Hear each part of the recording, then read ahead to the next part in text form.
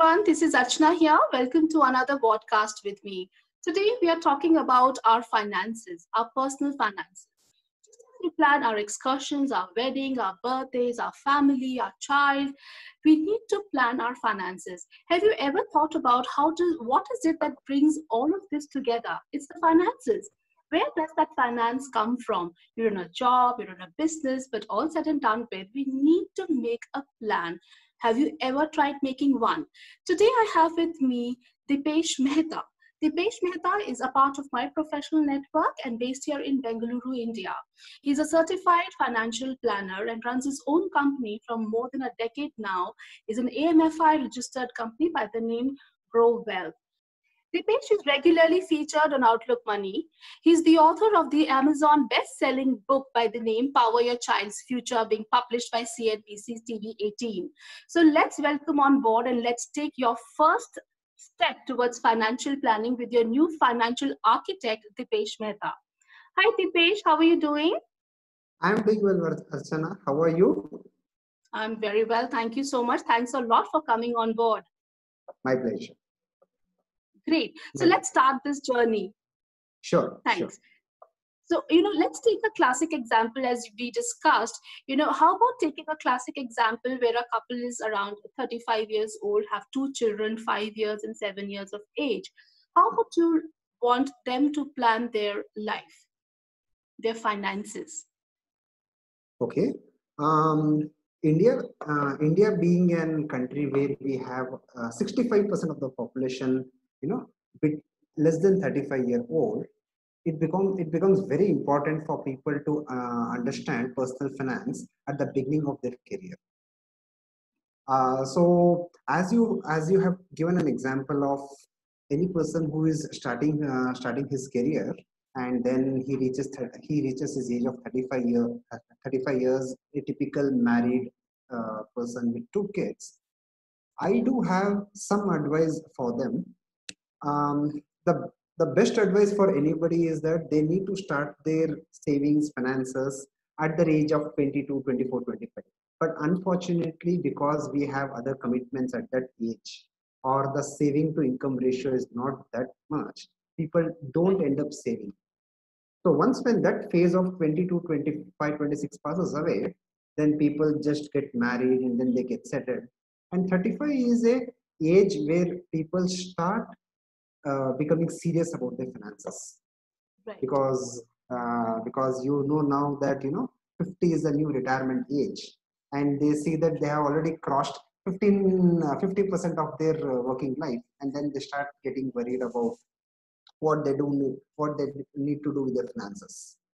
Right. So the one advice that I would like to give to these people is that first start becoming serious about what you want to achieve in your financial life. Different people have different needs, different financial goals, different commitments. A family, a person of age 35 needs to take care of two things. One is that his aging parents, he has some responsibilities over to them. Then he has a family, wife, children, and he's at the center, and then he's almost climbing his corporate career. So what do you do at this point? The first thing that anybody needs to do is that first take a paper and then understand what they want to achieve in their life. Once they have noted down, they also need to understand what kind of risk that they are exposed to. Risk could be anything related to life, risk related to health, or risk related to anything. Now imagine a pyramid, and then divide that pyramid into three parts. The base, the center, and at the top. The base forms the foundation of the pyramid. So essentially, you need to do some things as a foundation of your financial plan. That foundation is writing a clear-cut financial plan of what they want to achieve.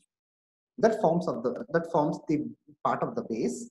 In that, also cover the risk of having a life insurance with them, having an health insurance, having a disability insurance with them, and doing their estate planning, like writing a will or creating a trust. This, I repeat, this forms the base of the pyramid. It's something like constructing a building, and Yeah. you need to concentrate on the pillars, on the foundation. You just can't think about the terrace before concentrating on your foundation. Once you have done Absolutely. that, once you have done that base, then you come at the core part of the planning. The core part of the planning includes planning for your financial goals. Yeah. Planning for your financial goals is like, they need to understand that if a person is age 35, having a child, having two children, then he has some certain commitments in the future. Yeah. Today, that commitment pressure is not there because there's a salary that's coming in, that salary is comfortably taking care of their expenses. But if somebody notes down what could happen when that same 35-year-old guy turns 55 and then has zero income, then what happens? Yeah. He doesn't think. He thinks that he's constantly engaged in his personal life and his professional life, and he never thinks about his financials. Yeah. Imagine a person who turns 50, who turns from 35 to 55 and has no income, and then from the age of 55, assume that he's longer till 90. If he has zero income, then that's a cause of worry for him. So what he need to do is that as he understands his financial goals, he need to write them. Some of the common financial goals for Indians or anywhere across the world is, your financial freedom. Everybody should need to understand when they wanted to become financially free. They need to have a target age, that I wanted to become financially free at 50, 45, 55, whatever that age could be. Yeah. Apart from that, in this example, we have two children in place, so need to plan for the child's higher education expenses. Yeah. Imagine the cost, the inflation cost that educational institutions are running. And MBA, which cost about 40 lakh rupees today in Bangalore, would double every 8 to 9 years from now. So if the child is about two, if the child is about 5 year old, every 6 years the money would double, the cost would double. So a 40 lakh would become 80 lakh, 80 lakh would become 1.5 crore rupees when the child actually turns Uh, 19, 20 years old. Right. So imagine a situation when somebody's child is about 20-year-old, and then tomorrow you need to go and pay your school fees, college Yeah. fees. What do you do? Yeah. Time is late. You can't again turn back to your life and go back in the past and start saving. So the Right. point is that having a blueprint right now helps in identify what are their financial goals. Once they have identified their financial goals, then they need to look on prioritizing those financial goals. There could be a situation that a person needs to have a second home versus having an education plan for his child. So a typical family needs to understand what are my priority. Is my priority more towards building my corpus for my child's education, or looking at a second retirement? Once you prioritize these financial goals, then out of the savings that you do, move the money towards the first priority, second priority, third priority. Then automatically all the important goals of your financial lives are taken care. And most Right. importantly, within this discussion, an husband and his wife jointly needs to discuss this. Right. Yes. So when you're So saying that you're talking about moving the funds towards different goals. Like, for example, any couple would have a certain amount of income flowing into their account, which is the total income of the family, be it the wife earning and the husband earning, or maybe from freelancing, or additional sources of income that people have other than their regular service job. Now, so you mean that we need to park our funds in different accounts, so that's how we are going to be saving towards our goals, or how? okay, so you brought a very important point. So basically, these things needs to be discussed with a financial advisor, and I'll tell you what a financial advisor does for a family. Take an example. Take the example this family or this couple earns about 2 lakh rupees or 2.5 lakh rupees per month. So once when somebody knows their disposable income, then they go and first take care of their expenses, the basic expenses, and then they take care of their EMI, and then they look at the savings. This combination or this flow is absolutely wrong. Okay. The point here I wanted to drive here is that once you know your income, you first need to take care of your investments. So let's say if an income is about 2.5 lakh rupees, you need to plan for your financial goals. Once you plan for your financial goals, then on whatever residual income that you have, within that residual income, you need to budget it for your EMIs, for your uh, basic day-to-day spendings. When you do this, automatically the savings happens, and then that savings takes care of their future financial goals. Right. 95% of the public first spend and then save, which is a wrong way to do. First you need to invest and then you need to spend. That's the right way. Okay, Yes. so that means the moment we have our first salaries, we are not planning here for the month, we are planning here annually, and we need to park the funds accordingly, whether it's for expenses or the savings. The moment we receive our funds in our account, we need to park them accordingly, so that we know that, we have enough reserves as per our goals that we have decided on. Great, I think this is Yes. lovely. So, ideally, according to you, what is the percentage of savings? One should reserve. Typically, how much percent should go into the savings? Okay. I follow a thumb rule, and then somebody who asked me a straightforward question like this, I would tell that, assume that you have an income of 100 rupee or 100 rupee, divide that into three equal parts, 33, 33, 33. The first 33% should be your savings.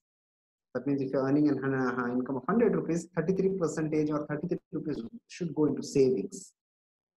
Your EMI should not be more than 33% of your take home.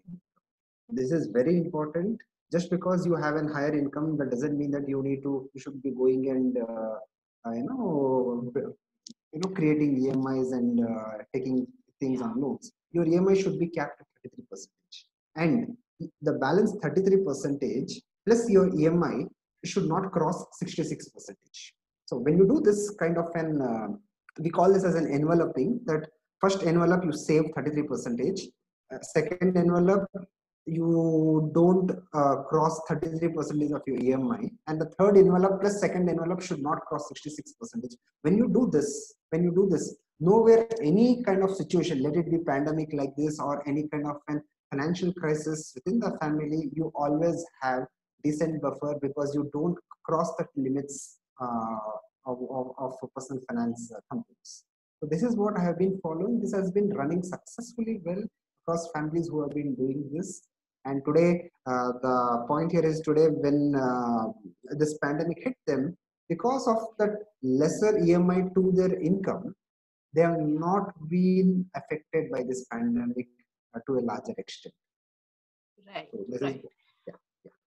I think that's a wonderful thing to say.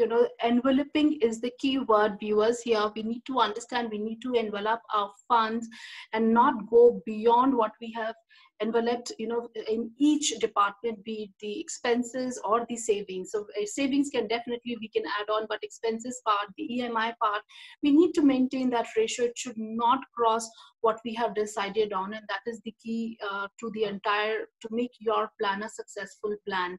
Great. I Yes. think that's a great input for them. There are people, of course, majority of people today, the chunk is working for a company, larger corporates where they are covered under PF and very many other perks.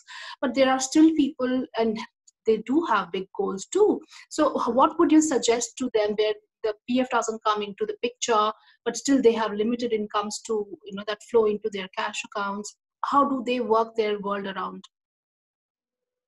I think here is where the financial advisor job is. So what does a financial advisor do is he helps you to discover your retirement corpus. Yeah. Take the same example. If this person is 35 years old and he says that I want to retire at the age of 50, that means I don't want to work till 50. Yeah. A financial advisor asks what is the current cost of your living expenses, Yeah. and then inflates this for 15 years because his age is 35 and then he wants to retire at 50. He inflates this up to the age of 50 and he assumes the Right. longevity as 90. Then a financial advisor discovers what corpus that this family or this gentleman along with his wife needs at the age of 50. Right. Let's say the Wow. corpus comes to let's say the corpus comes to 5 crore rupees. Then Yeah. the back testing happens that how much will his provident fund grow from now till his age of 50. Let's say Right. the provident fund grows to about 1.5 crore rupees, and then the need Yeah. is about 5 crore rupees. Then the balance 3.5 crore rupees has to be planned from the income that he is earning today. Right. One should not be depending on provident fund and assuming that the provident fund would take care of their expenses for the rest of their life. So let me give you a Right. thumb rule. Every 20 years, a zero gets added in your expenses. Yeah. Okay. True. So today, if your True. monthly That's quite an eye opener. yes, today if your monthly expense is about 50,000 rupees, 20 years later it will be 5 lakh, 40 years later it will be 50 lakh rupees. You don't be people don't believe this. I tell them that when you were born, what was the expenses of your parents? They used to say Right. 300 rupees a month. Then I said today you do today with 300 rupees you can't live for a hour. How can I live True. for a month? True. So if the inflation will be hitting us so much, then you can't bank on the PF and say that my PF will take care of me. You need to run a Right. parallel retirement plan along with your provident fund, combine both these things together, and then arrive at your retirement corpus. And this is how the approach needs to be taken. Lovely. I think this is wonderful. I think most of us tend to neglect this part, and this has to be taken care of. If we don't have the kind of corpus for the retirement well planned, then everything falls flat. You have been working all your life very hard, but when it comes for your retirement, when you are hoping to, kind of rest and, enjoy your retirement period, and you are left with, you fall short of your funds, I think it's all gone, it's over. I think a very well planned, and I think we all need professional help making this available to us. Great, Dipesh. So you spoke about enveloping, you spoke about the corpus being created for the retirement. Now, when we talk about corpus, yes, of course, but when we are talking about situations like these, there are, unprecedented time, pandemic just happened, and people have been laid off, their salaries have been cut. So it's a lot of instability in the market. Now, when we talk about the liquidity available in any typical middle income group household today, be it India or abroad, we don't plan so much in advance. Maybe we could have planned for 6 months from now, or maybe 2 years maximum. But considering the situation that we are in, I think the kind of economic dent this entire thing has created, and what is your suggestion going forward? How should people plan so that they can survive with the kind of cuts people have seen in today's market and the kind of instability, because nothing is sure. Yes. Okay. See, there could be two scenarios. So let's say if talk about the same example. Let's say if this gentleman is laid off and he doesn't have a Yeah. job. There could be two scenarios wherein permanently he may not have a job because his skill is not required, Yeah. and there Yeah. and there could be a scenario where he's laid off and then he's going to come back to normal within 6 months, 12 months. Right. So with respect to the second scenario wherein he could again find a new job and come back, so we essentially plan for something called as an emergency fund, which Yeah. is about 6 to 8 months of their monthly expenses. So Okay. if this gentleman's monthly expense is 50,000 rupees, EMI is about 50,000 rupees, put together 1 lakh, he needs to have about 6 to 8 lakh rupees with him at any given point in time, so that tomorrow if he's laid out from his job, then he has this money to take care of the next 6 to 8 months. This is on a Right. short-term scenario. On the worst case scenario, assume that he doesn't have any kind of assets, he doesn't have any kind of roles to play in the world, and he doesn't have a job, he's laid off permanently, then that becomes his final retirement, I would tell you, which instead of happening at 50, it happens today. Then what do you do? Essentially, this could happen to anybody. What you need to do is that when you're planning for a retirement, you should not be investing all your money in those assets which are illiquid in nature. I Okay. see I meet people and then I ask them, what is your plan for retirement? They show me this building saying that, this building will be earning rent for me. I don't need to do anything. But what they don't understand is that that building pays you about 3% rental yield, and that building is not liquid in nature. So Right. when you're planning for your retirement, it necessarily should be in financial assets and not physical assets like real estate or any other instrument which locks your money for 25, 30 years. Okay. Oh, So in this case, if a person has lost his job, instead of using the retirement money after the age of 50, after exhausting his emergency corpus, he needs to start drawing funds from this and then taking care of his expenses. So that's the kind right. of worst case scenario your retirement plan should have. Think about a bridge. When a bridge is built, normally Yeah. one or two trucks pass towards the bridge. But the Right. bridge is built, not assuming that per hour or at a time two trucks will pass, but the bridge is built Right. assuming that at the same time about 25 to 30 trucks are passed and it should Yeah. withstand that weight. Right. So if the planning is done in such a way that on the worst case scenario, the family doesn't have to, lend his hand across his other family members or his parents or his friends Yeah. for his day-to-day Yeah. expenses, and that's the best financial planning that he has done for himself or he has received from his advisor. Right. Yes. So this is how I one think needs to. that's a lot. Yeah, I think that's a lot, Dipesh. We are talking about retirement corpus. We're talking about the EMIs. We're talking about now emergency funds. I think that's a lot of planning. I think that goes into it. So it's not only about a few things. I think it's too many things put together that makes a successful, financial plan for a person. And I think we also cannot neglect the kind of asset allocation that is involved in this. Like you very rightly said, that we cannot put all our eggs in the same basket or block our money, which gets blocked for 20 to 30 years. It has to Yes. be, yeah, otherwise the purpose is lost. I mean, this is something. So what about the asset allocation that, as you said, because like in this classic case, if we talk about the Hmm. person who's 35 years of age with a daughter, so how would you suggest a person like this for his child's or daughter's marriage? Okay. Um, Investment starts from something called as risk profiling.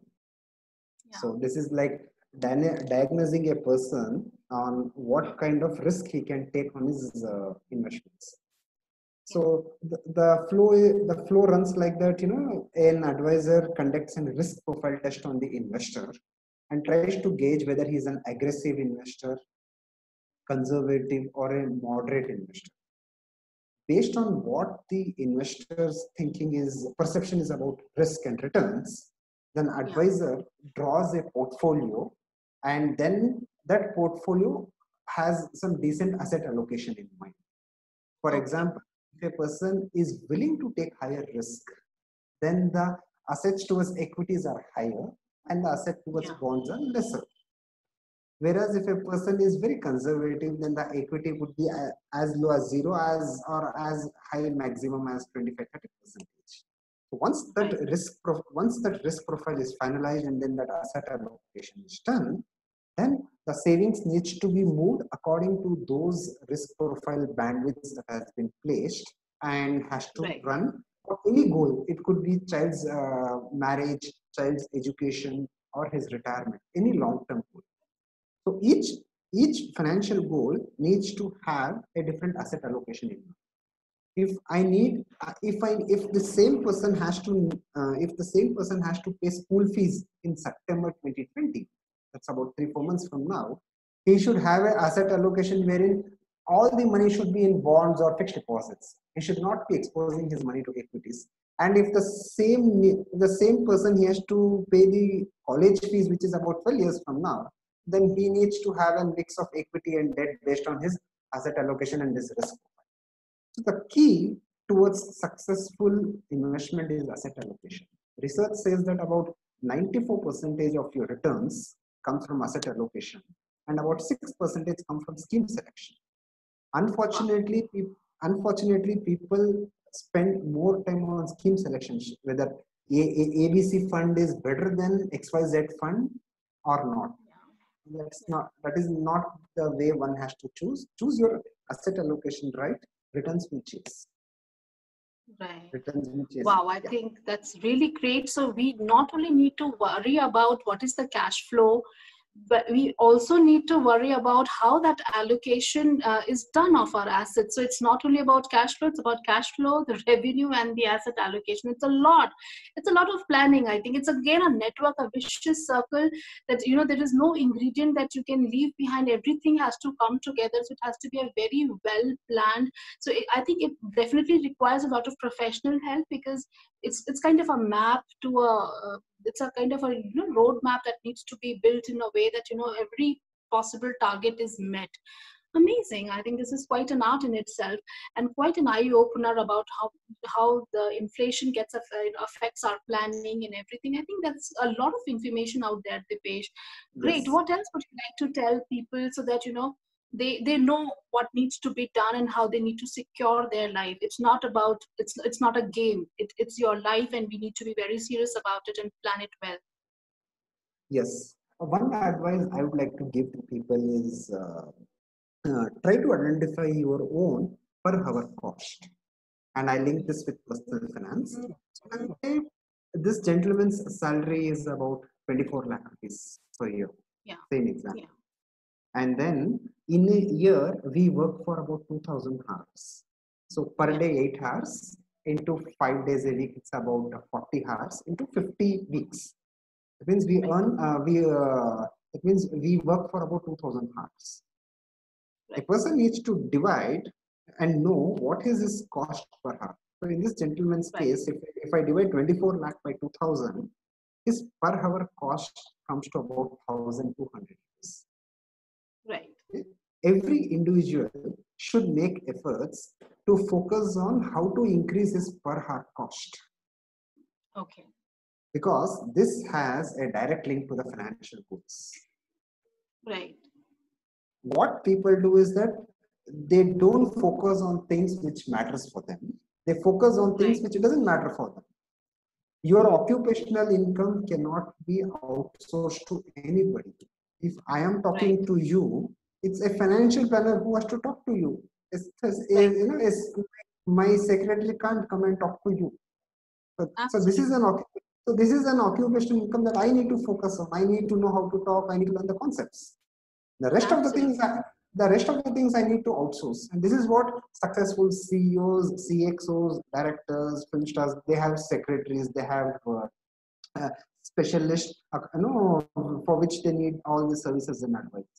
So every person needs to focus on his occupational income and then outsource the rest, outsource what all the things that can be outsourced. And once they do this, I think if they do well in their occupation, and then a right planning is embedded with the savings, then I think all the goals will be met.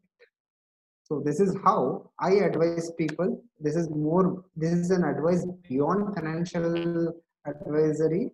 So this is like a consultant advising them, and that is how things needs to work for people. Okay, I think this was quite an eye opener. We all of us need to reflect on this point. This statement. I think it's very important. We need to work on increasing our worth per day. So how we do that, again, we need to understand the framework of our work, and what is it that we do, and what are the services that we outsource to make our life, our work more comfortable, so that we increase our day was worth of work that we are giving out, that our output is increased. Wow, lovely. I think that is a lovely message out there. A very wonderful conversation with you, Dipesh. Thank you so much for coming on board. And definitely we also have your book that people can lay their hands on, which talks about child's growth and their future. I think that was a wonderful conversation with you, Dipesh. Thank you so much for coming on board and for enlightening our viewers. I think with the basic framework that we have shared with them today, that you've shared with them, that with respect to the cash flow, the revenue, the asset allocation, how they need to work on the number of hours they're worth per day. I think it's quite an eye opener how inflation affects the people's planning. I think a lot needs to be taken into consideration, but quite an eye opener for all of us to take this first step now. We need to, give a very careful thought to this and plan our lives. I think that is a wonderful way of doing it. The thumb rules that you have given, I think we need to stick to this. So I would request all the viewers to rewind this conversation and listen over and over again, because Dipesh has mentioned, has brought forward a lot of thumb rules that we can, take into consideration and plan our, create a plan for ourselves, which is a successful plan. Great. Thank you Yes. so much, Dipesh. Thanks a lot for coming on board. And we wish you all the best. Have a lovely life and stay safe and have a well planned financial life. Thank you. Thank you, Archana. Wish you the same. Thank you so much, Dipesh. Thank you. Yeah.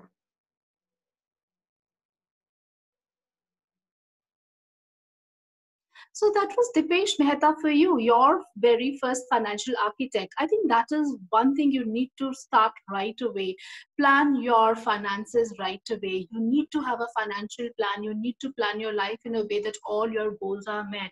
Understand what your goals are. Understand how much income is flowing into the family account. Understand how much more would you need to make sure that your goals are met. Understand what is power, of the retirement fund, the corpus that you need to also have an emergency fund. You also need to have a lot of liquidity in your life. So what are these things? What are the thumb rules that we need to follow to bring together our financial plans, so that we are comforted, and whatever plans, whatever goals we have made for ourselves and our family, they are met without any hindrances, and we have a flawless execution of those plans. I think that was an amazing conversation. I wish each one of you all the best. Make a financial plan for yourself and stay successful. Be happy and stay tuned for more.